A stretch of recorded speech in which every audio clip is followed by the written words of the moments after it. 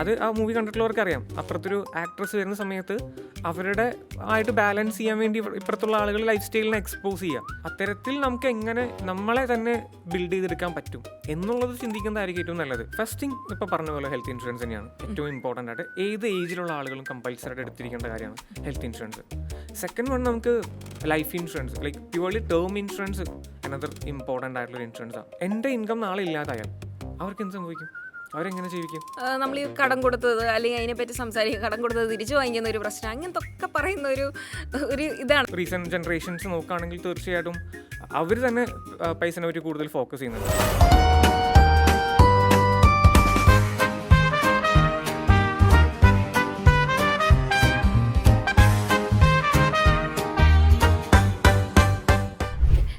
പലരും ഞാൻ ഒരുപാട് ഇപ്പോൾ ഓൺലൈനൊക്കെ ആണെങ്കിൽ ഞാൻ കുറേ കമൻറ്റ് ബോക്സിലും കണ്ടിട്ടുള്ള ഒരു കാര്യമാണ്, എല്ലാവരും ഇൻഷുറൻസ് ഒക്കെ എടുക്കുന്നുണ്ട്, ഇൻഷുറൻസ് ഹെൽത്തും എടുക്കുന്നുണ്ട്, ചിലപ്പോൾ എല്ലാ ടേംസും എല്ലാം എടുക്കുന്നുണ്ടാവും. പക്ഷേ ഇത് ഒരു ക്ലെയിം ചെയ്യുന്ന സമയത്ത് കിട്ടുന്നില്ല.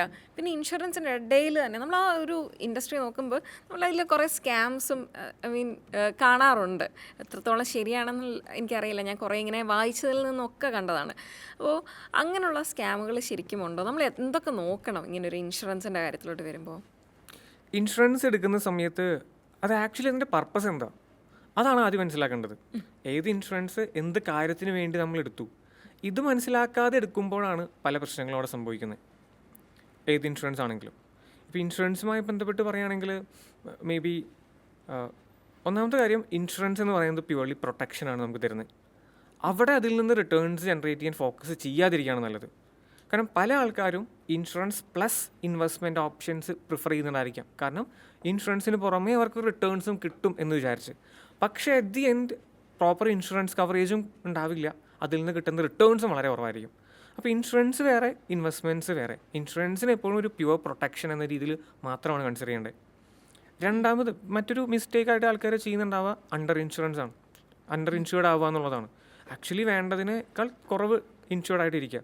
ഇപ്പോൾ ഒരു ലൈഫ് ഇൻഷുറൻസിൻ്റെ കേസിൽ ഒരു 40 ലാക്കോ 50 ലാക്കോ എമൗണ്ട് ഉള്ളതുകൊണ്ട് മാത്രം അവർക്ക് അവരുടെ ലോങ് ടേം അല്ലെങ്കിൽ ലോങ് ലൈഫ് മുന്നോട്ട് കൊണ്ടുപോകാൻ ബുദ്ധിമുട്ടായിരിക്കും.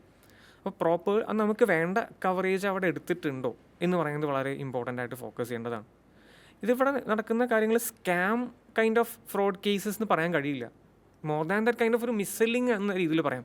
അതായത് പ്രോപ്പർലി കമ്മ്യൂണിക്കേറ്റ് ചെയ്യാതെ എല്ലാ കാര്യങ്ങളും ഡിസ്ക്ലോസ് ചെയ്യാതെ പ്രൊഡക്റ്റുകൾ അല്ലെങ്കിൽ ഇൻഷുറൻസുകൾ പ്രൊവൈഡ് ചെയ്യുക. ഇപ്പോൾ ഏജൻറ്റുമാരായിക്കോട്ടെ അത്തരത്തിലുള്ള മിസ്റ്റേക്കുകളായിരിക്കും കൂടുതൽ സംഭവിക്കുന്നുണ്ടാവുക. ഫോർ എക്സാമ്പിൾ പറയുകയാണെങ്കിൽ ഹയർ റിട്ടേൺസ് ഗ്യാരണ്ടി ചെയ്യുക, ഗ്യാരണ്ടീഡ് റിട്ടേൺസ് പറയാം. നമ്മൾ യുലിപ്പുള്ള പ്ലാനുകൾ exactly. Mostly insurance plus investment സ്കീമുകളായിരിക്കും ഇത്തരത്തിലുള്ള റിട്ടേൺസ് ഗ്യാരണ്ടി ചെയ്യുക. കാരണം അതിലാണ് ഇൻവെസ്റ്റ്മെൻറ്റ് കമ്പോണൻറ്റ് അവിടെ ഉള്ളത്. അപ്പോൾ അതിലൊരു ഗ്യാരണ്ടീഡ് ഇൻകം ഗ്യാരണ്ടി ചെയ്യുക, അല്ലെങ്കിൽ ഒരു ഫിക്സഡ് റിട്ടേൺ ഗ്യാരണ്ടി ചെയ്യുക, അല്ലെങ്കിൽ അതിൻ്റെ പോളിസി റിലേറ്റഡ് ആയിട്ടുള്ള ടേംസ് പ്രോപ്പറായിട്ട് കംപ്ലീറ്റ് ചെയ്ത് പറഞ്ഞു കൊടുക്കാതിരിക്കുക, അല്ലെങ്കിൽ അത് എന്നാണ് അതിൻ്റെ മെച്യൂരിറ്റി പോലത്തെ കാര്യങ്ങളോ, അല്ലെങ്കിൽ അതെങ്ങനെയായിരിക്കും ഇവർക്ക് ബെനിഫിറ്റ് കിട്ടുക, ഇത്തരത്തിലുള്ള കാര്യങ്ങളെ പ്രോപ്പറായിട്ട് കമ്മ്യൂണിക്കേറ്റ് ചെയ്യാതിരിക്കുക. ഇതാണ് അവിടെ മേജറായിട്ട് ഇഷ്യൂ എന്ന രീതിയിൽ സംഭവിക്കുന്നുണ്ടാവുക. ഇവിടെ ഇതെല്ലാം ഒരു ഡിസിഷൻ എടുക്കുന്ന പേഴ്സണിൻ്റെ ചോയ്സാണ്. ഇപ്പോൾ ഒരു അഡ്വൈസർ എൻ്റെ വീടിനടുത്തുള്ളൊരു അങ്കിള് സജസ്റ്റ് ചെയ്തതുകൊണ്ടോ, അല്ലെങ്കിൽ ഞാൻ പോയ എൻ്റെ ബാങ്ക് എന്നോട് പറഞ്ഞതുകൊണ്ടോ ഇൻഷുറൻസ് പോലുള്ള കാര്യങ്ങളോ ഇൻവെസ്റ്റ്മെൻറ്റ്സ് പോലുള്ള കാര്യങ്ങളോ ചെയ്യാതെ അത് നമ്മളത് മനസ്സിലാക്കാൻ ശ്രമിക്കുക. ഒരു സിമ്പിൾ ടിപ്പ് പറയുകയാണെങ്കിൽ, നമുക്കത് മനസ്സിലാക്കാൻ പറ്റുന്നില്ലെങ്കിൽ don't do it. Simple. Like നമുക്ക് അത് എന്താണെന്നോ എങ്ങനെയാണെന്നോ തിരിച്ചറിയാൻ കഴിയുന്നില്ലെങ്കിൽ നമ്മൾ ചെയ്തുകൊണ്ട് നമുക്ക് പ്രയോജനം ഉണ്ടാവില്ല. ഓക്കെ, ശരിക്കും അപ്പോൾ ഇൻഷുറൻസിനെ പറ്റി നമ്മളുടെ അടുത്ത് കമ്മ്യൂണിക്കേറ്റ് ചെയ്യുന്നതാണോ, നമ്മളുടെ നോളജ് അതിൻ്റെ അറൗണ്ട് മനസ്സിലാക്കി നമ്മൾ ഇരിക്കേണ്ടതാണോ ഏറ്റവും ഇമ്പോർട്ടൻറ്റ്?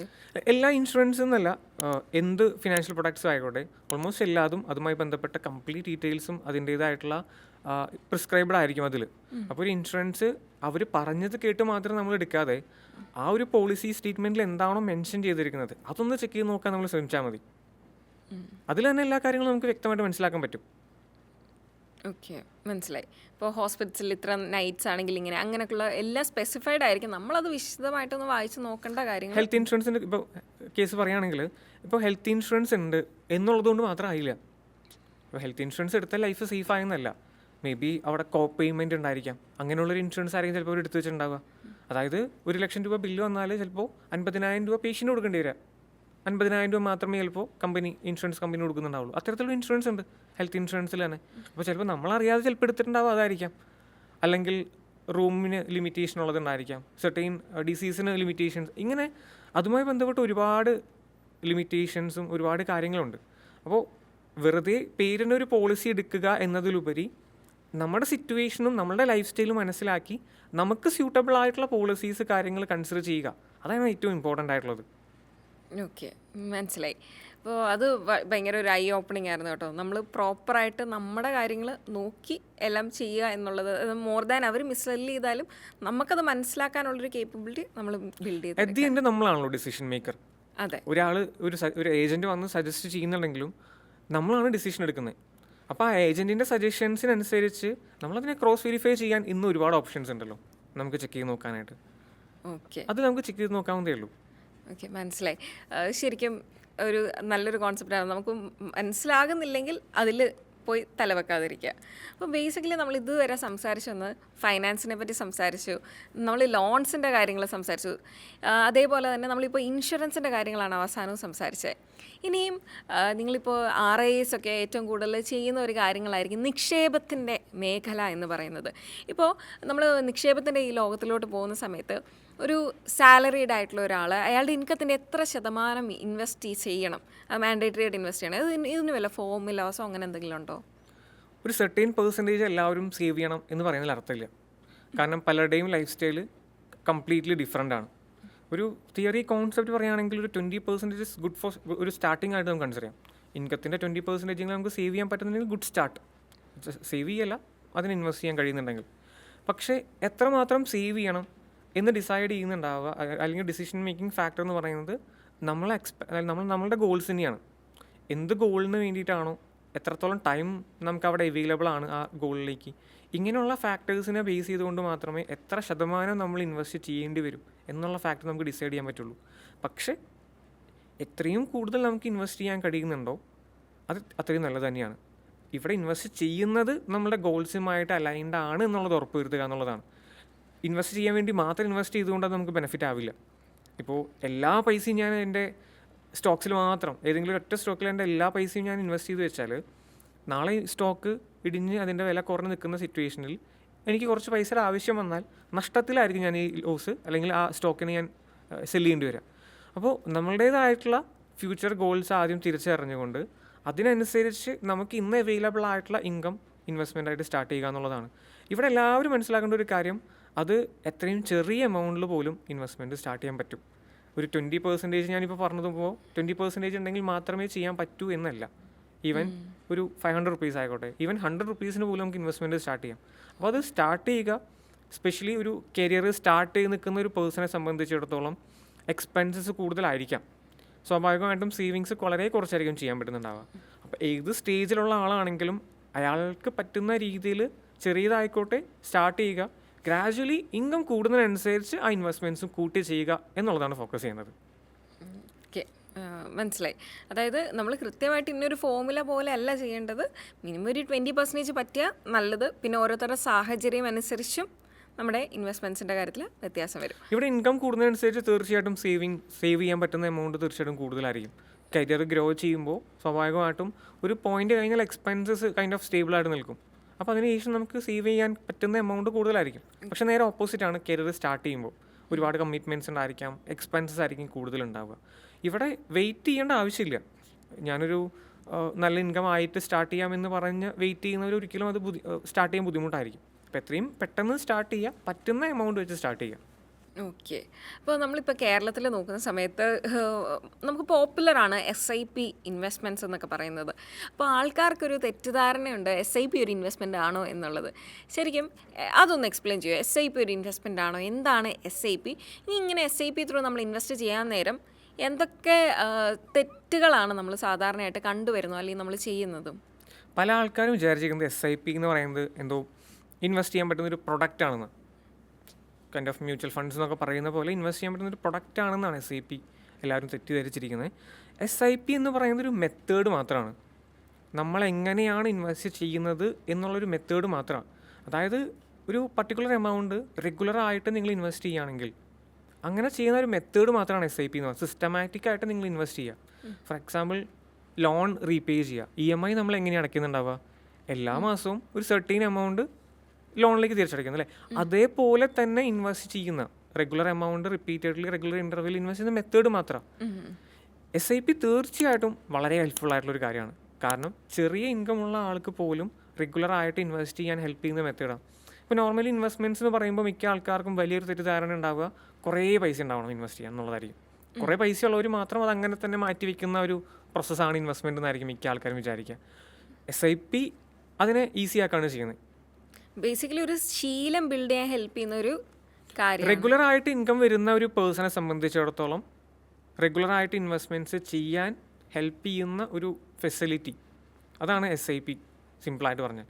പിന്നെ ഇത് SIP ചെയ്യുന്നുണ്ടോ ചെയ്യുന്നില്ലേ എന്നതിലുപരി അത് ഏതിലേക്ക് ചെയ്യുന്നു, എന്ത് ബേസ് ചെയ്ത് ചെയ്യുന്നു എന്നുള്ളതാണ് ഇമ്പോർട്ടൻറ്റ്. ഇപ്പോൾ ഞാൻ ഇങ്ങനെ SIP ആയിട്ട് ഞാൻ റെഗുലറായിട്ട് ഇൻവെസ്റ്റ് ചെയ്യാണ്. SIP എന്ന് പറഞ്ഞാൽ റെഗുലറായിട്ട് നമ്മൾ ഇൻവെസ്റ്റ് ചെയ്യുന്നതാണ്. റെഗുലറായിട്ട് ഞാൻ ഏതിലേക്ക് ഇൻവെസ്റ്റ് ചെയ്യുന്നു, അവിടെയാണ് നമ്മൾ ആ ചോദ്യം ചോദിക്കേണ്ടത്. ഇങ്ങനെ ഈ ഇൻവെസ്റ്റ്മെന്റ്സിന്റെ കാര്യത്തിൽ നമ്മളെ ഹെൽപ്പ് ചെയ്യുന്ന ആളാണ് ഇപ്പോൾ ഈ SEBI RA. Exactly, definitely. Okay, അതെനിക്ക് മനസ്സിലായി. ഇനി നമ്മൾ ഈ ഇൻവെസ്റ്റ് ചെയ്യാൻ നേരം എനിക്ക് പ്രധാനമായിട്ട് ഞാൻ ഈവൻ എൻ്റെ അടുത്ത് തന്നെ ആളുകൾ ചോദിച്ചിട്ടുള്ള ഒരു മാർക്കറ്റ് ഫോളോ ആയിക്കൊണ്ടിരിക്കുക, ഞാൻ ക്ലോസ് ചെയ്യട്ടെ, അത് എൻ്റെ ഇൻവെസ്റ്റ്മെൻറ്റ്സ് എല്ലാം എക്സിറ്റ് ചെയ്യട്ടെ, ഇപ്പം ഞാൻ എന്നാൽ നേരെ കൊണ്ട് എൻ്റെ പൈസയൊക്കെ ഗോൾഡിൽ ഇടട്ടെ, ഇപ്പോൾ ഗോൾഡ് അല്ലേ കയറുന്നത്, ഇപ്പോൾ ഗോൾഡ് അല്ലേ ഏറ്റവും നല്ല, ഇങ്ങനത്തുള്ള ചോദ്യങ്ങൾ ഞാൻ എപ്പോഴും കേൾക്കുന്ന ഒരു കാര്യമാണ്. അല്ലെങ്കിൽ മാർക്കറ്റ് ഫോളോ ആകുമ്പോൾ എല്ലാവരും അത് ക്ലോസ് ചെയ്ത് കളയുക, ഇൻവെസ്റ്റ്മെൻറ്റ്സ് മൊത്തത്തിൽ ലോസിലാണെങ്കിലും ക്ലോസ് ചെയ്യുന്നത് കാണാറുണ്ട്. ശരിക്കും ഇങ്ങനെയുള്ളവരോട് എന്താണ് പറയേണ്ടത്? അല്ലെങ്കിൽ നമ്മൾ അങ്ങനെ ക്ലോസ് ചെയ്യുന്നത് ശരിയാണോ തെറ്റാണോ? ഇവിടെ നമ്മൾ ആദ്യം കൺസിഡർ ചെയ്യേണ്ടത് നമ്മൾ ഇൻവെസ്റ്റ് ചെയ്യാൻ നമുക്ക് അവൈലബിൾ ആയിട്ടുള്ള ടൈം ഹൊറൈസൺ ആണ്. അതായത് നമുക്ക് ഇൻവെസ്റ്റഡ് ആയിട്ടിരിക്കാൻ ഒരുപാട് ടൈം അവിടെ അവൈലബിൾ ആണെങ്കിൽ ഷോർട്ട് ടേമിൽ ഇങ്ങനെ സംഭവിക്കുന്ന ഈ മാർക്കറ്റ് ഫ്ലക്ച്വേഷൻസിൽ നമ്മൾ കൺസേൺ ആവേണ്ട ആവശ്യമില്ല. അതൊരിക്കലും നമ്മുടെ ലോങ് ടേം ഗോളിനെ വലിയ രീതിയിൽ എഫക്റ്റ് ചെയ്യില്ല. കാരണം മാർക്കറ്റ് എല്ലായ്പ്പോഴും ആ ഒരു സൈക്കിളിലായിരിക്കും പെർഫോം ചെയ്തുകൊണ്ടിരിക്കുക. അപ്പോൾ ഫസ്റ്റ് തിങ്, നിങ്ങളുടെ ഇൻവെസ്റ്റ്മെൻറ്റ് ലോങ് ടേമിലോട്ടാണെങ്കിൽ ഷോർട്ട് ടേമിൽ സംഭവിക്കുന്ന ഫ്ലക്ച്വേഷൻസ് നിങ്ങൾ എഫക്റ്റ് ചെയ്യാൻ പോകുന്നില്ല. സെക്കൻഡ് തിങ്, നിങ്ങൾ ഇൻവെസ്റ്റ് ചെയ്തിട്ടുള്ളത് നിങ്ങളുടെ ഗോൾസിനെ അലൈൻ ചെയ്യുന്ന രീതിയിലാണെങ്കിൽ അതും ഒരു പരിധി വരെ നിങ്ങളെ കൺസേൺ ചെയ്യിപ്പിക്കുന്നുണ്ടാവില്ല. നിങ്ങളുടെ ഇപ്പോൾ പല ഗോൾസ് ഉണ്ടായിരിക്കാം. ഇപ്പോൾ ലെറ്റ്സ് സേ 20 years കഴിഞ്ഞിട്ട് റിട്ടയർ ആവുക എന്ന് പറയുന്നൊരു ഗോൾ ഉണ്ടായിരിക്കാം. അല്ലെങ്കിൽ ഇങ്ങനെയുള്ള ഗോളുകൾ ഐഡൻറ്റിഫൈ ചെയ്ത് ആ ഗോളിനെ അലൈൻ ചെയ്യുന്ന രീതിയിലാണ് നിങ്ങൾ ഇൻവെസ്റ്റ്മെൻറ്റ്സ് ചെയ്തിട്ടുള്ളതെങ്കിൽ അതും ഒരു പരിധി വരെ നിങ്ങൾ കൺസേൺ ചെയ്യേണ്ട ആവശ്യമില്ല. പിന്നീട് വളരെ ഇമ്പോർട്ടൻ്റ് ആയിട്ടുള്ള കാര്യമാണ് ഈ അസറ്റ് അലോക്കേഷൻ എന്ന് പറയുന്നത്. ഇപ്പോൾ പറഞ്ഞ പോലെ മാർക്കറ്റ് ക്രാഷ് ആവുന്ന സമയത്ത് കൂടുതൽ കൺസേൺ ആവുന്ന ആളുകൾ ഒരു പക്ഷേ അവരുടെ കംപ്ലീറ്റ് എമൗണ്ടിന് ഒരു സ്ഥലത്ത് മാത്രം ഇൻവെസ്റ്റ് ചെയ്തിട്ടുള്ള ആളുകളായിരിക്കാം. ഇപ്പോൾ ഇക്വിറ്റി പോലുള്ള കാര്യങ്ങൾ, സ്റ്റോക്സ് പോലുള്ള കാര്യങ്ങൾ തീർച്ചയായിട്ടും ഹൈ ഗ്രോത്ത് പ്രൊവൈഡ് ചെയ്യാൻ നമ്മളെ ഹെൽപ്പ് ചെയ്യുന്നതാണ്. അതേപോലെ തന്നെ അതിൻ്റെ കൂടെ വരുന്നതാണ് ഹൈ റിസ്ക് എന്ന് പറയുന്നത്. ഹൈലി ഇക്വിറ്റി ഓറിയൻറ്റഡ് ആയിട്ടുള്ള അല്ലെങ്കിൽ ഹൈലി ഇത്തരത്തിലുള്ള അസറ്റ്സിൽ നമ്മൾ കോൺസെൻട്രേറ്റഡ് ആയിട്ട് പോകുന്ന സമയത്ത് സ്വാഭാവികമായിട്ടും മാർക്കറ്റിൽ ഉണ്ടാകുന്ന ഫ്ലക്ച്വേഷൻസ് നമ്മളെ എഫക്റ്റ് ചെയ്യും. പക്ഷേ ഇതേ സിറ്റുവേഷനിൽ മൾട്ടിപ്പിൾ അതർ അസറ്റ് ക്ലാസ്സസിലോട്ട് നമ്മളുടെ ഇൻവെസ്റ്റ്മെൻറ്റ്സിനെ നമ്മൾ അലോക്കേറ്റ് ചെയ്തിട്ടുണ്ടെങ്കിൽ, അതായത് ഡൈവേഴ്സിഫൈഡ് ആണെങ്കിൽ മാർക്കറ്റിൽ ഉണ്ടാകുന്ന പെർഫോമൻസ് ഒരു പരിധിവരെ നമ്മളുടെ പോർട്ട്ഫോളിയോനെ വലിയ രീതിയിൽ നെഗറ്റീവായിട്ട് എഫക്റ്റ് ചെയ്യുന്നുണ്ടാവില്ല. അപ്പോൾ അസറ്റ് ലൊക്കേഷൻ എന്ന് പറയുന്നത് വളരെ ഇമ്പോർട്ടൻ്റ് ആയിട്ടുള്ള ഒരു കാര്യമാണ്. ഓക്കെ, നമ്മൾ പ്രോപ്പറായിട്ട്, അതായത് ഒരു സ്ഥലത്തോട്ട് എന്താ don't put all eggs in one basket എന്ന് പറയുന്ന പോലെ എല്ലാം ഒരിടത്തോട്ട് ഇടാതെ നമ്മൾ മൾട്ടിപ്പിൾ ആയിട്ട് വേണം സ്പ്ലിറ്റ് ചെയ്ത് നമ്മുടെ ഇതിനനുസരിച്ച് നമ്മൾക്ക് എന്താണോ വേണ്ടത് അതിനനുസരിച്ച്. ഗോൾ ബേസ്ഡ് ഇൻവെസ്റ്റ്മെൻറ്റ്സ് ഇപ്പോൾ വളരെ സിമ്പിളായിട്ട് പറയുകയാണെങ്കിലും ഗോൾ ബേസ്ഡ് സേവിങ്സ് നമുക്ക് നമ്മുടെ വീടുകളിൽ വളരെ കോമൺ ആയിട്ടുള്ള കാര്യമായിരിക്കും. ഫോർ എക്സാമ്പിൾ പറയുകയാണെങ്കിൽ ഇപ്പോൾ കുറച്ച് പൈസ കിട്ടിക്കഴിഞ്ഞാൽ ഇപ്പോൾ പാരൻസ്, ഇപ്പോൾ അമ്മയായിരിക്കും ചിലപ്പോൾ ചെയ്യുന്നുണ്ടാവുക, അവരെന്തെങ്കിലും ചിലപ്പോൾ ചെയ്യുന്നുണ്ടാവുക. ചിലപ്പോൾ കുറച്ച് പൈസ ഇപ്പോൾ നാളെ പാലിന് കൊടുക്കാനുള്ള പൈസ ആണെങ്കിൽ ചിലപ്പോൾ വീട്ടിൽ ഷെൽഫിൻ്റെ ഉള്ളിൽ വെച്ചിട്ടുണ്ടായിരിക്കും. അതിന് മാത്രമുള്ള പൈസ മാറ്റി ആ ഗോൾഡിൻ്റെ പൈസ മാറ്റി വേറെ സ്ഥലത്ത് വെച്ചു. വേറെ പേപ്പറിന് കൊടുക്കാനുള്ള പൈസ ചിലപ്പോൾ ടേബിളിൻ്റെ അടിയിൽ വെച്ചിട്ടുണ്ടായിരിക്കാം. അല്ലെങ്കിൽ വേണ്ടാത്ത അല്ലെങ്കിൽ പെട്ടെന്ന് ആവശ്യമില്ലാത്ത പൈസ ചിലപ്പോൾ ഒരു കിച്ചണിൽ ഏതെങ്കിലും ടിന്നിലാക്കി വെച്ചിട്ടുണ്ടായിരിക്കും. അല്ല, ഇത് വളരെ കോമൺ ആയിട്ട് നമ്മളൊരു കാണുന്നതാണ്. അവിടെ ആക്ച്വലി അവർ എന്താ ചെയ്യുന്നത്, ഗോൾസിനനുസരിച്ച് അതിനെ സേവ് ചെയ്യുക. കിട്ടിയ ഇൻകത്തിന് ചിലവിനനുസരിച്ച് അവർ മാറ്റി വെച്ചു. ഇതിൻ്റെ ഇൻവെസ്റ്റ്മെൻറ്റ് വേർഷനാണ്. നമ്മളുടെ ഓരോ ഗോൾസും മനസ്സിലാക്കിക്കൊണ്ട് ആ ഗോൾസ് തിരിച്ചറിഞ്ഞ് അത് അച്ചീവ് ചെയ്യത്തക്ക രീതിയിൽ അതിനെ ഇൻവെസ്റ്റ് ചെയ്തിട്ടുണ്ടെങ്കിൽ അവിടെ നമ്മൾ ഒരു പരിധി കൺസേൺ ആവേണ്ട ആവശ്യമില്ല. പിന്നെ അതിൽ ആഡ് ഓൺ ആയിട്ട് പറയേണ്ട കാര്യമാണ് റീബാലൻസിങ് അല്ലെങ്കിൽ പോർട്ട്ഫോളിയോ, നമ്മൾ ഇൻവെസ്റ്റ്മെൻറ്റ് പോർട്ട്ഫോളിയോനെ ഓവർ ദ പീരീഡ് റിവ്യൂ ചെയ്യുക എന്നുള്ളത്. ഇങ്ങനത്തെ വളരെ വലിയ കൺസേൺസ് വരെ നമ്മൾ എല്ലാ ദിവസവും ഇത് നോക്കിയിരിക്കുമ്പോഴായിരിക്കും. നമ്മുടെ portfolio at least once in a year നമ്മൾ മോണിറ്റർ ചെയ്താൽ മതി. ഡെയിലി ഫ്ലക്ച്വേഷൻസിൽ നമ്മൾ അതിൽ കൺസേൺ ആവേണ്ട ആവശ്യമില്ല. ഇപ്പോൾ ഇൻവെസ്റ്റ്മെൻറ്റ്സ് ഒന്നും ഇല്ലാത്ത ആളുകളുണ്ട്. ഇപ്പോൾ ഒരുപാട് ഇപ്പോൾ നമ്മൾ ഈ വീഡിയോ നമ്മൾ ചെയ്യുന്ന സമയത്തും ഒരുപാട് ആളുകൾക്ക് ഡൗട്ട് ഉണ്ടാകുന്നതാണ്, എനിക്ക് ബേസിക് ആയിട്ട് ആദ്യമായിട്ട് ഒരു ഇൻവെസ്റ്റ്മെൻറ്റ് തുടങ്ങണമെങ്കിൽ അത് എവിടെയായിരിക്കും തുടങ്ങേണ്ടത്? ഫസ്റ്റ് ഇൻവെസ്റ്റ്മെൻറ്റ് എന്ന് പറയുന്നത് ഞാൻ തീർച്ചയായിട്ടും പറയാം നമ്മളിൽ തന്നെ ചെയ്യാനാണ്. നമ്മൾ ആസ് എ പേഴ്സൺ നമ്മളുടെ വാല്യൂ ബിൽഡ് ചെയ്യുന്ന രീതിയിലുള്ള ഇൻവെസ്റ്റ്മെൻറ്റ്സ് നമ്മൾ ആദ്യം ചെയ്യാം. കാരണം ഫിനാൻഷ്യൽ ഗ്രോത്ത് അല്ലെങ്കിൽ ഫിനാൻഷ്യൽ ഫ്രീഡം എന്ന ആംഗിളിൽ ചിന്തിക്കുന്ന സമയത്ത് കൂടുതൽ ഇൻകം ഇല്ലാതെ ഇത് പോസിബിൾ അല്ല. അതാണ് റിയാലിറ്റി. നമ്മൾ പറയാം, അല്ലെങ്കിൽ നമുക്ക് പലരും കാണുന്നുണ്ടായിരിക്കാം വലിയ ക്രോസ് അച്ചീവ് ചെയ്തു കോർപ്പസ് ആയിട്ടെന്ന് പറയുമ്പോൾ. പക്ഷെ ഇവരെല്ലാം ചെയ്തിട്ടുണ്ടാവുക വലിയ എമൗണ്ട് ഇൻവെസ്റ്റ് ചെയ്തുകൊണ്ടാണ്. അപ്പോൾ വലിയ ഇൻകം നേടാതെയോ വലിയ ഇൻവെസ്റ്റ്മെൻറ്റ്സ് ചെയ്യാതെയോ വലിയ ലൈഫ് സ്റ്റൈൽ നമുക്ക് മുന്നോട്ട് കാണാൻ പറ്റില്ല. അപ്പോൾ നമ്മളിൽ ആദ്യം ഇൻവെസ്റ്റ് ചെയ്യുക. കാരണം ഇൻകം കൂട്ടണമെന്നുണ്ടെങ്കിൽ ഞാനിപ്പോഴും സ്ട്രോങ്ലി ബിലീവ് ചെയ്യുന്നത് നമ്മളുടെ ഇൻകം നമുക്കൊരു പരിധിക്ക് അപ്പുറത്തേക്ക് കൂടണം എന്നുണ്ടെങ്കിൽ നമ്മൾ കോൺട്രിബ്യൂട്ട് ചെയ്യുന്ന വാല്യൂ കൂടണം. അതായത് നമ്മളുടെ സ്കില്ല് ആദ്യം കൂടുക എന്നുള്ളതാണ് ഏറ്റവും ഇമ്പോർട്ടൻറ്റ്. നമ്മൾ സ്കില്ല് ഡെവലപ്പ് ആകുമ്പോൾ മാത്രമേ നമുക്ക് കിട്ടുന്ന റിട്ടേൺ, അതായത് മോണിറ്ററി ബെനിഫിറ്റ് കിട്ടുന്നത് കൂടി വരുള്ളൂ. അപ്പോൾ ആദ്യം ചെയ്യേണ്ട ഇൻവെസ്റ്റ്മെൻറ്റ്സ് ഈവൻ നമ്മളെ സ്റ്റഡീസ് കഴിഞ്ഞാൽ ആൾക്കാർ ചെയ്യാതിരിക്കുന്ന ഒരു കാര്യമാണ്. ഒരു ടിപ്പിക്കൽ ഗ്രാജുവേഷൻ കഴിഞ്ഞാൽ നമ്മൾ സ്ലോ ഡൗൺ ചെയ്യും നമ്മളുടെ സ്കില്ല് ബിൽഡ് ചെയ്യുന്നതിൽ ഫോക്കസ് ചെയ്യാം. പിന്നെ മോണിറ്ററി ഇൻവെസ്റ്റ്മെൻറ്റ് ആംഗിളിൽ ചിന്തിക്കുകയാണെങ്കിൽ തീർച്ചയായിട്ടും ഒരു എമർജൻസി ഫണ്ട് പോലുള്ള കാര്യങ്ങൾ ബിൽഡ് ചെയ്ത് തുടങ്ങുക എന്നുള്ളതാണ് ഇമ്പോർട്ടൻറ്റ്. കാരണം ഈ എമർജൻസി ഫണ്ട് പോലുള്ള കാര്യങ്ങളില്ലാതെ വേറെ എന്ത് ഇൻവെസ്റ്റ്മെൻറ്റ്സ് നമ്മൾ ചെയ്താലും അതൊന്നും നമുക്ക് പ്രോപ്പറായിട്ട് യൂസ് ചെയ്യാൻ പറ്റണം എന്നില്ല. ഇപ്പോൾ ഞാൻ ഒരുപാട് പേര് കണ്ടിട്ടുണ്ട്, കിട്ടുന്ന പൈസ മൊത്തത്തിൽ ഇൻവെസ്റ്റ് ചെയ്യുന്നുണ്ട്, നല്ല കാര്യമാണ്. പക്ഷേ എന്തെങ്കിലും ഒരു ആവശ്യം വന്നാൽ അവർ ഈ ഇൻവെസ്റ്റ്മെൻറ്റ് പോയിട്ട് വിഡ്രോ ചെയ്തിട്ടായിരിക്കും ആ ആവശ്യം നോക്കുന്നുണ്ടാവുക. ചിലപ്പോൾ ഒരു കാറ് റിപ്പയർ ആയാൽ, ബൈക്ക് റിപ്പയർ ആയാൽ പോലും അതിന് പോലും ചിലപ്പോൾ ഈ ഇൻവെസ്റ്റ്മെൻ്റ് ആയിരിക്കാം ബ്രേക്ക് ചെയ്യുന്നുണ്ടാവുക. അപ്പോൾ നമുക്ക് വേണ്ട ഒരു ഫ്യൂച്ചർ അൺസർട്ടൈനിറ്റി മീറ്റ് ചെയ്യാൻ വേണ്ട ഒരു എമൗണ്ട് എമർജൻസി ഫണ്ടായിട്ട് നമ്മൾ പാരലൽ ബിൽഡ് ചെയ്യണം. അതിൻ്റെ കൂടെയാണ് ബാക്കി ഇൻവെസ്റ്റ്മെൻറ്റ്സും സ്റ്റാർട്ട് ചെയ്യേണ്ടത്. പക്ഷേ മോണിറ്ററി ബേസിസിൽ നമ്മൾ നോക്കുകയാണെങ്കിൽ ഏറ്റവും ആദ്യത്തെ നമ്മുടെ ഇൻവെസ്റ്റ്മെൻറ്റ് നമ്മുടെ എമർജൻസി ഫണ്ടിലേക്ക് ആയിരിക്കണം, നമ്മളെ ഒന്ന് സേഫ് ആക്കാൻ വേണ്ടി. അതായിരിക്കും നമ്മളെ ഒരു സേഫ് ആക്കുക ഒന്ന് ലോങ് റണ്ണിൽ. സ്റ്റെബിലിറ്റി നമുക്ക് എപ്പോഴും ഗ്രോത്ത് എന്ന് പറയുന്നത് ഗ്രോത്ത് വേണമെന്നുണ്ടെങ്കിൽ സസ്റ്റൈനബിൾ ഗ്രോത്ത് വേണമെന്നുണ്ടെങ്കിൽ തീർച്ചയായിട്ടും നമ്മളവിടെ നിൽക്കുന്ന സ്ഥലം സ്റ്റേബിൾ ആയിരിക്കണം. സ്റ്റേബിളായിട്ട് സ്ട്രോങ് ആയി നിൽക്കാൻ പറ്റാത്ത സ്ഥലത്ത് നിന്നുകൊണ്ട് നമുക്ക് വളരാനായിട്ട് കഴിയില്ല. ഫൗണ്ടേഷൻ ബിൽഡ് ചെയ്തിട്ട് വേണം നമ്മൾ ബാക്കി കാര്യങ്ങൾ ചെയ്യാന്ന് പറയുന്ന പോലെ തന്നെ ഈ ഫൗണ്ടേഷൻ സ്ട്രോങ് ആയിരിക്കണം എമർജൻസി ഫണ്ട്, അതിന് പുറമേ ആയിരിക്കണം നമ്മൾ ബാക്കി കാര്യങ്ങൾ. പക്ഷേ ഇവിടെ ഒരിക്കലും എമർജൻസി ഫണ്ട് ബിൽഡ് ചെയ്തതിന് ശേഷം ഇൻവെസ്റ്റ്മെന്റ് സ്റ്റാർട്ട് ചെയ്യണമെന്നല്ല, ഇത് പാരലായിട്ട് ചെയ്തു പോകേണ്ട കാര്യമാണ്. എമർജൻസി ഫണ്ട് ബിൽഡ് ചെയ്തതിന് ശേഷം എന്ന് പറയുമ്പോൾ നമ്മളുടെ ടൈം നമ്മളവിടെ വേസ്റ്റ് ആക്കാണ്. സ്വാഭാവികമായിട്ടും എമർജൻസി ഫണ്ട് ബിൽഡ് ചെയ്യുന്നതിൻ്റെ കൂടെ ഗോളിൽ ബേസ് ചെയ്തുകൊണ്ട് നമുക്ക് ഇൻവെസ്റ്റ്മെൻറ്റ് സ്റ്റാർട്ട് ചെയ്യാം. വളരെ കംഫർട്ടബിളായിട്ട് ഇക്വിറ്റി പോലുള്ള മ്യൂച്വൽ ഫണ്ട്സ് ബെറ്റർ ഓപ്ഷനാണ്. അതിൽ തന്നെ ഇൻഡെക്സ് ഫണ്ടുകൾ കൺസിഡർ ചെയ്യുകയാണെങ്കിൽ നോർമലി നമ്മളുടെ ഇന്ത്യൻ മാർക്കറ്റിന് ഉണ്ടാകുന്ന ഗ്രോത്ത് എന്താണോ അത് സ്റ്റേബിളായിട്ട് നമുക്ക് കിട്ടാൻ ഹെൽപ്പ് ചെയ്യുന്നതായിരിക്കും. അപ്പോൾ ഒരു ബിഗിനർ എന്ന നിലയിൽ ഒരു ഫസ്റ്റ് സ്റ്റെപ്പ് എന്ന രീതിയിൽ ഇത്തരത്തിൽ സ്റ്റാർട്ട് ചെയ്യുകയും ഓവർ ദ പീരീഡ് ഇൻകം കൂടുന്നതിനനുസരിച്ച് അതിനെ കുറച്ചും കൂടി അവിടെ ഗോൾ ബേസ് ചെയ്ത് അലൈൻ ചെയ്ത് അതിനെ കണ്ടിന്യൂ ചെയ്യുകയാണ് ചെയ്യേണ്ടത്. ഓക്കെ.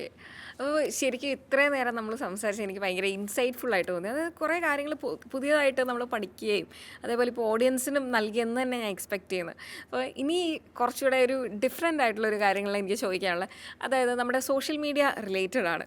ഞാൻ സോഷ്യൽ മീഡിയയിൽ ഒരു റീല് കണ്ടു. ഈ റീലിൽ എന്താ പറയുന്നതെന്ന് വെച്ചാൽ നമ്മൾ പണം ചിലവാക്കിയാൽ മാത്രമേ നമുക്ക് വീണ്ടും പൈസ വരികയുള്ളൂ. നമുക്ക് ആ ഒരു മൈൻഡ് സെറ്റ് ഉണ്ടെങ്കിൽ മാത്രമാണ് നമ്മുടെ അടുത്തോട്ട് പൈസ വരികയുള്ളൂ. കൈൻഡ് ഓഫ് ഒരു അട്രാക്ഷൻ പോലെ പൈസ വരികയുള്ളൂ എന്നുള്ളൊരു അബൻഡൻസ് മൈൻഡ് സെറ്റ് നമുക്ക് എന്നൊക്കെ ഞാൻ ഒരു റീല് കണ്ട്. ഇത് എത്രത്തോളം ശരിയാണ്? അതായത് നമ്മൾ ചിലവാക്കണം എന്നാലേ വീണ്ടും പൈസ വരികയുള്ളൂ. കാരണം ഒരു പ്രോപ്പർ ഇതില്ലാതെ ചിലവാക്കുവാണോ നമ്മൾ വേണ്ടത്? ഇതിൻ്റെ ഫസ്റ്റ് പോർഷനിൽ കുറച്ചൊക്കെ ഞാൻ യോജിക്കുന്നുണ്ട്. അതായത് പൈസ ചിലവാക്കിയാൽ പൈസ കിട്ടുന്ന കുറേ കാര്യങ്ങളുണ്ട്. നമ്മൾ സ്റ്റാർട്ടിങ്ങിൽ പറഞ്ഞു, ഞാനൊരു ബിസിനസ് ചെയ്യാവുന്ന ഒരു പേഴ്സൺ ആണെങ്കിൽ ഞാൻ ആദ്യം അതിലേക്ക് ഇൻവെസ്റ്റ് ചെയ്യണം, എങ്കിലേ ആ ബിസിനസ്സിൽ നിന്ന് എനിക്ക് റിട്ടേൺസ് കിട്ടും. അല്ലെങ്കിൽ എനിക്ക് എൻ്റെ സ്കില്ല് ബിൽഡ് ചെയ്യണമെന്നുണ്ടെങ്കിൽ ഞാൻ അതിന് പൈസ കൊടുക്കണം, എങ്കിലേ എനിക്ക് ആ ഒരു കാര്യം ലേൺ ചെയ്തെടുക്കാനായിട്ട് പറ്റുള്ളൂ. അപ്പോൾ കുറച്ചൊക്കെ ഏരിയാസിൽ നമ്മൾ ആദ്യം സ്പെൻഡ് ചെയ്യുമ്പോൾ അത് നമുക്ക് റിട്ടേൺസ് തരുന്നുണ്ട്. അതായത് നമ്മൾ സ്പെൻഡ് ചെയ്യുന്ന കാര്യം ഒരു വാല്യൂ ജനറേറ്റ് ചെയ്യാനാണെങ്കിൽ ടുഡേ ഓർ ടുമോറോ അത് തിരിച്ച് നമുക്ക് കിട്ടും. പക്ഷെ നേരെ മറിച്ച് പ്യുവർലി ഒരു കൺസംഷൻ നമ്മളുടെ ഒരു ഷോ ഓഫ് പോലുള്ള കാര്യങ്ങൾക്ക് വേണ്ടിയിട്ടാണെങ്കിൽ അത് തിരിച്ചു വരുമെന്ന് ഞാൻ ഒരിക്കലും വിശ്വസിക്കുന്നില്ല. നമ്മൾ ചെറുപ്പത്തിലൊക്കെ കണ്ടിട്ടുള്ളൊരു മൂവി ആയിരിക്കും ശ്രീകൃഷ്ണപുരത്തെ നക്ഷത്രത്തിലൊക്കെ എന്ന് പറഞ്ഞിട്ട്. ആ മൂവി നിങ്ങളിപ്പോൾ കാണുകയാണെങ്കിൽ അത് പ്രൊവൈഡ് ചെയ്യുന്ന മെസ്സേജ് എന്ന് പറയുന്നത് വളരെ സ്ട്രോങ് മെസ്സേജാണ്. ഇപ്പോൾ പറയുന്ന കാര്യമാണ് അത്. ആ മൂവി കണ്ടിട്ടുള്ളവർക്ക് അറിയാം. അപ്പുറത്തൊരു ആക്ട്രസ് വരുന്ന സമയത്ത് അവരുടെ ആയിട്ട് ബാലൻസ് ചെയ്യാൻ വേണ്ടി ഇപ്പുറത്തുള്ള ആളുകൾ ലൈഫ് സ്റ്റൈലിനെ എക്സ്പോസ് ചെയ്യുക. ഇവരുടെ ഇൻകം നോക്കാതെയോ ഇവരുടെ ലൈഫ് അല്ലെങ്കിൽ ഇവരുടെ സിറ്റുവേഷൻ മനസ്സിലാക്കാതെയോ ആണ് അത് ചെയ്യുന്നത്. അത് ഇപ്പോൾ പറഞ്ഞ സെയിം കാര്യമാണ് ആ പടത്തിൽ പറയുന്നത്. അത് വളരെ വലിയൊരു മെസ്സേജാണ് പറയുന്നത്. എപ്പോഴും നമ്മൾ സ്പെൻഡ് ചെയ്യേണ്ടത് അല്ലെങ്കിൽ മറ്റൊരാൾ സ്പെൻഡ് ചെയ്ത് മറ്റൊരാളുടെ ലൈഫ് സ്റ്റൈൽ കണ്ടുകൊണ്ട് നമ്മൾ എന്തെങ്കിലും ചെയ്യാൻ ശ്രമിക്കുന്നതിന് മുൻപ് അതിനെ പോസിറ്റീവായിട്ട് നമ്മൾ കൺസിഡർ ചെയ്യുക. ഇൻ ദ സെൻസ് അയാൾ ആ ലൈഫ് സ്റ്റൈൽ ബിൽഡ് ചെയ്തു, നമ്മൾ ആ ലൈഫ് സ്റ്റൈലിനെ ഡ്യൂപ്ലിക്കേറ്റ് ചെയ്യാൻ നോക്കുന്നതിനേക്കാൾ ആ ലൈഫ് സ്റ്റൈൽ എങ്ങനെ ബിൽഡ് ചെയ്തെടുക്കാം എന്നുള്ളത് നോക്കുകയാണെങ്കിൽ നല്ല കാര്യമാണ്. അതായത് ആ പേഴ്സൺ എങ്ങനെയാണോ ലൈഫ് സ്റ്റൈലിനെ ബിൽഡ് ചെയ്തെടുത്തത് അതുപോലെ നമ്മൾ അതിന് വേണ്ടി എഫേർട്ട് എടുക്കുക. ഡെഫിനറ്റ്ലി നാളെ നമുക്കത് അച്ചീവബിൾ ആണ്. നമുക്കില്ലാത്ത ഒന്നിനെ നമ്മൾ ഇന്ന് കാണിക്കാൻ ശ്രമിക്കുന്നതിനേക്കാൾ ഏറ്റവും നല്ലത് അതിന് വേണ്ട കാര്യങ്ങൾ ബിൽഡ് ചെയ്യാൻ ശ്രമിക്കുന്നതാണ്. സ്വാഭാവികമായിട്ട് നാളെ നമുക്ക് വന്ന് ചേരും എന്നാണ് എൻ്റെ ഒരു വിശ്വാസം. ഞാൻ ഇതുപോലെ നമ്മൾ സ്വാഭാവികമായിട്ട് ഇൻസ്റ്റാഗ്രാം ഒക്കെ എടുക്കുമ്പോൾ വീണ്ടും കാണുന്ന കാര്യങ്ങളാണ് ലക്ഷൂറിയസ് ആയിട്ടുള്ള ലൈഫ് സ്റ്റൈൽ. എല്ലാവരും ഫോറിൻ ട്രിപ്സ് അങ്ങനെ ഇങ്ങനെ ഭയങ്കര ലക്ഷൂറിയസ് ആയിട്ടാണ് ലൈഫ് സ്റ്റൈൽസ് എല്ലാവരുടെയും. അങ്ങനെ വരുന്ന സമയത്ത് നമ്മളെപ്പോലുള്ള സാധാരണക്കാരുടെ ലൈഫിനെ ഇത് എത്രത്തോളം ബാധിക്കും? നമ്മൾക്കിത് ഓവർ സ്പെൻഡിങ്ങിലോട്ട് പോകാറുണ്ടോ ഈ ഒരു ഇപ്പം ഞാൻ ഈ പറഞ്ഞ സെയിം കാര്യമാണ്. അതായത് ഇപ്പോൾ സോഷ്യൽ മീഡിയ പോലുള്ള പ്ലാറ്റ്ഫോംസിൽ കാണുന്ന വീഡിയോസ് എന്ന് പറയുന്നത് ചെറിയ 30 സെക്കൻഡിൻ്റെയോ 60 1 മിനിറ്റിൻ്റെ താഴെയുള്ള വീഡിയോസ്, അങ്ങനത്തെ വളരെ ഷോർട്ടായിട്ടുള്ള ലൈഫ് മാത്രമേ നമ്മൾ കാണുന്നുള്ളൂ.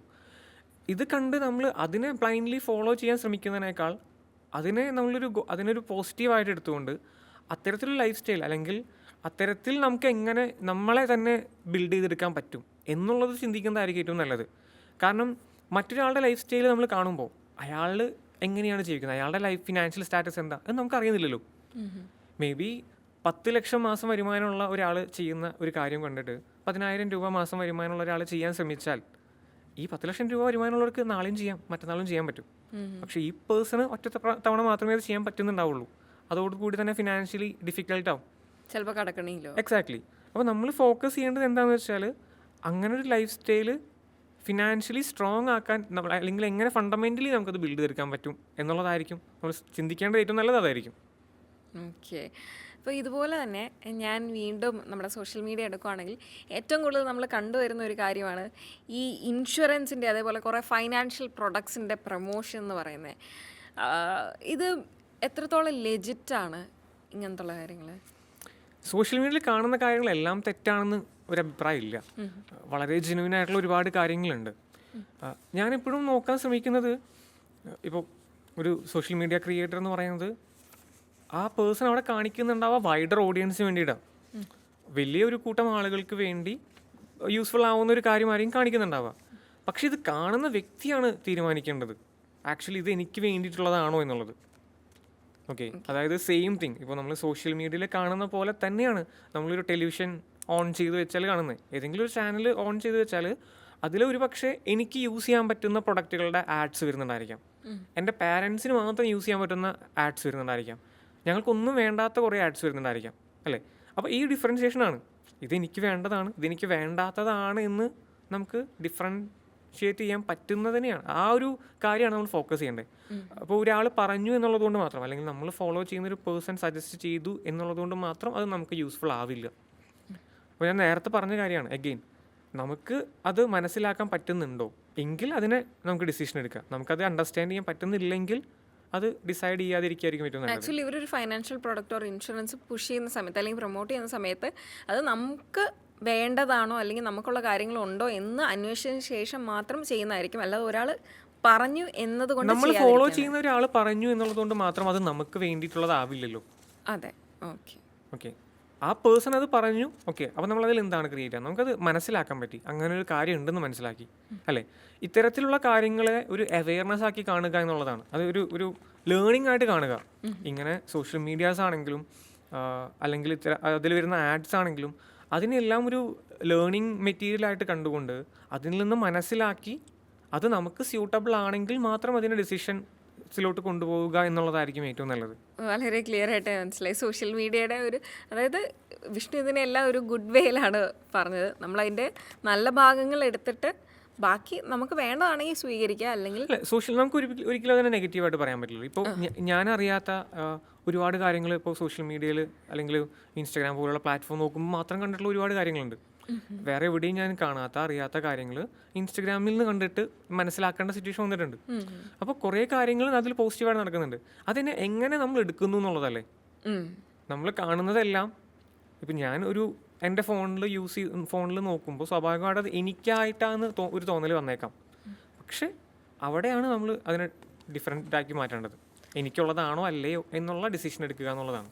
ഓക്കെ, നമ്മളത് ലോജിക്കലായിട്ട് തിങ്ക് ചെയ്ത് എക്സാക്ട്ലി. ഓക്കെ, അവസാനമായിട്ട് നമുക്ക് ഒരു ചെറിയൊരു ഫൺ റൗണ്ടിലോട്ടോ, ഒരു റാപ്പിഡ് ഫയർ റൗണ്ടാണ്. അപ്പോൾ ഇതിൽ പെട്ടെന്ന് എന്താണ് തോന്നുന്നത് ആസ് ആൻ ഇൻവെസ്റ്റ്മെൻറ്റ് അഡ്വൈസർ, എങ്ങനെയാണ് ആ ഒരു രീതിയിൽ ആൻസർ ചെയ്താൽ മതി. Okay, investment or savings, which is more important? Investment. Gold ആണോ റിയൽ എസ്റ്റേറ്റ് ആണോ? ബോത്ത്. ഓർ ഗോൾഡ് സ്റ്റെബിലിറ്റിക്കാണ്, റിയൽ എസ്റ്റേറ്റ് നമുക്ക് കുറച്ചുകൂടി ഗ്രോത്ത് കൺസിഡർ ചെയ്യാൻ പറ്റുന്നൊരു കാര്യമാണ്. Mutual funds or direct stock, ബിഗിനറൊക്കെ ആണെങ്കിൽ? ഓക്കെ, ഓൺ ഹോം ആണോ, അത് ഓൺ ഹോം ഒരു ഗുഡ് ഇൻവെസ്റ്റ്മെൻ്റ് ആണോ അതോ ഒരു ബാഡ് ഇൻവെസ്റ്റ്മെൻ്റ് ആണോ? അതൊരു കോൺട്രവേഴ്സി ടോപ്പിക്കാണ്, പലരും പല രീതിയിൽ ഇതിനെ ഇൻവെസ്റ്റ്മെന്റ് ഒരിക്കലും നമ്മുടെ ഓൺ ഹോം ഒരിക്കലും ഒരു ഇൻവെസ്റ്റ്മെൻറ്റ് എന്ന രീതിയിൽ ഞാൻ കൺസിഡർ ചെയ്യുന്നില്ല. കാരണം ഇൻവെസ്റ്റ്മെൻറ്റ് എപ്പോഴും അതുകൊണ്ട് നമുക്ക് ബെനിഫിറ്റ് കൺസിഡർ ചെയ്യുന്ന ഒരു കാര്യമാണ്. ഞാൻ താമസിക്കുന്ന വീട് വിറ്റുകൊണ്ട് എൻ്റെ ഗോൾ ഞാൻ മീറ്റ് ചെയ്യാൻ ശ്രമിക്കില്ലല്ലോ. അപ്പോൾ ഓൺ ഹോം ഇസ് ലൈക്ക് ഒരു ഇമോഷണൽ ലൈഫ് സ്റ്റൈൽ ഡിസിഷനാണ്. അതൊരു ഇൻവെസ്റ്റ്മെൻ്റ് അല്ല, ഇൻവെസ്റ്റ്മെൻ്റ് ആയിട്ട് ഞാൻ കാണുന്നില്ല. ഓക്കെ, അപ്പോൾ അത് ഒരു ബാഡ് ഇൻവെസ്റ്റ്മെന്റ് എന്ന് നമുക്ക് പറയാൻ പറ്റില്ല. ഇല്ല, അത് ഞാൻ പറഞ്ഞല്ലോ, അതിനൊരു ഇൻവെസ്റ്റ്മെൻറ്റ് ടേംസിൽ നമുക്ക് കൺസിഡർ ചെയ്യാൻ പറ്റില്ല. അതൊരു ഇമോഷണൽ ലൈഫ് സ്റ്റൈൽ ഡിസിഷനാണ്, ഇമോഷണലി കൺസിഡർ ആയിട്ടുള്ളൊരു കാര്യമാണ്. എപ്പോഴും എല്ലാ കാര്യങ്ങളെയും നമ്മൾ ഫൈനാൻസിൻ്റെ ടേംസിൽ മാത്രം നമുക്ക് കൺസിഡർ ചെയ്യാൻ ബുദ്ധിമുട്ടായിരിക്കും. അങ്ങനെ ചെയ്യാനും പാടില്ല. Exactly, like more than that ഒരു നമ്മുടെ ലൈഫിന് വേണ്ടിയിട്ടാണല്ലോ നമ്മൾ ചെയ്യുന്നത്. അപ്പോൾ ഫൈനാൻസ് ഡെഫിനറ്റ്ലി വേണം, അതിൻ്റെ കൂടെ തന്നെ ഒരുപാട് വേറെ കാര്യങ്ങൾ വേണ്ടതുണ്ട്. പക്ഷേ ഇവിടെ നമ്മൾ ഒരുപാട് ബുദ്ധിമുട്ടിച്ചിട്ടാണ് നമ്മൾ അങ്ങനെ ഒരു വീട് കൺസ്ട്രക്ട് ചെയ്യുന്നതെങ്കിൽ മേ ബി അത് ഒരു ബാഡ് ചോയ്സായി മാറിയേക്കാം. അതായത് നമുക്കില്ലാത്ത പൈസ കണ്ടുപിടിച്ച് അല്ലെങ്കിൽ നമ്മുടെ ഇൻകത്തിൻ്റെ വലിയൊരു ശതമാനം നമ്മൾ സാക്രിഫൈസ് ചെയ്തിട്ടൊക്കെ നമ്മൾ ചെയ്യുന്നുണ്ടെങ്കിൽ മേ ബി അതൊരു ബാഡ് ചോയ്സായി മാറിയേക്കാം. ഓക്കെ, ഇപ്പം നമ്മുടെ ഒരു ബിഗ്ഗസ്റ്റ് എനിമി, ഒരു കോമൺ ഇൻവെസ്റ്റർ ആണെങ്കിൽ ഒരു ബിഗ്ഗസ്റ്റ് എനിമി എന്താണ്? ഫിയർ ആണോ, ഗ്രീഡ് ആണോ, ഇംപേഷ്യൻസ് ആണോ? ഗ്രീഡാണ്. Okay, credit card or debit card? ശരിയായ രീതിയിൽ യൂസ് ചെയ്യുകയാണെങ്കിൽ credit card. Best age to start investing? Now. Well, that's a great answer. Single most important habit for financial freedom? Consistency. Financial ഫ്രീഡത്തിന് മാത്രമല്ല, ലൈഫിൽ സക്സസ്സിന് വേണ്ടിയിട്ട് കൺസിസ്റ്റൻസി ഇമ്പോർട്ടൻ്റ് ആണ്. കാരണം single ആക്ഷനിൽ നിന്ന് നമുക്ക് കിട്ടുന്ന റിസൾട്ട് എപ്പോഴും സസ്റ്റൈനബിൾ ആയിരിക്കില്ല. അല്ലെങ്കിൽ നമുക്ക് ലോങ് ടേമിൽ വേണ്ട ഗ്രോത്ത് എന്ന് പറയുന്നത് റിപ്പീറ്റഡ് ആക്ഷൻസിലൂടെ ആയിരിക്കും പലപ്പോഴും വരുന്നുണ്ടാവുക. So consistency. That's great. Passive income or active income? ആദ്യം ആക്റ്റീവ് ഇൻകം, പിന്നീട് passive income. Okay, a book every Malayali investor should read. എല്ലാ മലയാളി ഇൻവെസ്റ്റേഴ്സും വായിച്ചിരിക്കേണ്ട പുസ്തകം? സൈക്കോളജി ഓഫ് മണി വളരെ ഒരു നല്ല ബുക്കാണ് എനിക്ക് തോന്നിയിട്ടുണ്ട്. എസ്പെഷ്യലി മലയാളീസ് എന്ന് പറഞ്ഞതുകൊണ്ട് എടുത്തു പറഞ്ഞതാണ്. കാരണം കൂടുതലും മലയാളീസിൻ്റെ ഇടയിലാണ് ആ പൈസയുമായി ബന്ധപ്പെട്ട് നിൽക്കുന്ന തോട്ട്സ് കൈൻഡ് ഓഫ് ഡിഫറെൻ്റ് ആണ്. അപ്പോൾ ആക്ച്വലി അതിനെ ഒന്ന് റീവയർ ചെയ്യാൻ, ആക്ച്വലി മണിയുടെ ഇമ്പോർട്ടൻസ് റീവയർ ചെയ്യാനായിട്ട് വളരെ ഹെൽപ്ഫുൾ ആയിട്ടുള്ള ബുക്കായിരിക്കും. ആ പുസ്തകത്തിൻ്റെ മലയാളം പതിപ്പുണ്ട്. അതെ. അപ്പോൾ Vishnu, thank you so much for coming. വളരെ ഇൻസൈറ്റ്ഫുൾ ആയിട്ടുള്ള ഒരു പോഡ്കാസ്റ്റ് ആയിരുന്നു ഇത്. ഞങ്ങൾക്ക് ഇപ്പോൾ ഇത് കാണുന്ന ഓഡിയൻസിലായുള്ള ഒരുപാട് കാര്യങ്ങൾ പുതിയതായിട്ട് പഠിക്കാൻ പറ്റിയിട്ടുണ്ടാവും, അല്ലെങ്കിൽ കുറച്ച് കാര്യങ്ങൾ അൺലേൺ ചെയ്തിട്ട് റീലേൺ ചെയ്യാൻ പറ്റിയിട്ടുണ്ടാവും. സോ എവ്രി വൺ, ഈ ഒരു വീഡിയോയിലൂടെ നമ്മൾ ഒരുപാട് കാര്യങ്ങൾ ഡിസ്കസ് ചെയ്തു. ഫൈനാൻസിനെ പറ്റി ഡിസ്കസ് ചെയ്തു, നമ്മുടെ ഫൈനാൻസ് പ്ലാനിങ്, അതേപോലെ ഇൻവെസ്റ്റ്മെൻറ്റ്സ്, ലോൺസിൻ്റെ കാര്യങ്ങൾ, ഇൻഷുറൻസ് എടുക്കുമ്പോൾ ഏതൊക്കെ ഇൻഷുറൻസ് വേണം, ഇൻഷുറൻസ് എടുക്കുമ്പോൾ പറ്റുന്ന തെറ്റുകൾ, അത് തുടങ്ങി നമ്മുടെ ഇൻവെസ്റ്റ്മെൻറ്റ്സ്, പിന്നെ നമ്മൾ കോമൺ ആയിട്ട് കണ്ടുവരുന്ന കുറേ തെറ്റുകളും നമ്മുടെ ലൈഫ് സ്റ്റൈൽ ചോയ്സസും, ഇതിനെപ്പറ്റിയൊക്കെ നമ്മൾ ഡിസ്കസ് ചെയ്തിട്ടുണ്ട്. ഈ വീഡിയോ നിങ്ങൾക്ക് വളരെയധികം ഉപകാരപ്പെട്ടു എന്ന് തന്നെ ഞാൻ വിശ്വസിക്കുന്നു. സോ ഇതുപോലെ ഇനിയും വീഡിയോസ് വേണമെങ്കിൽ ഡെഫിനറ്റ്ലി കമൻറ്റ് ചെയ്യുക. C on next video.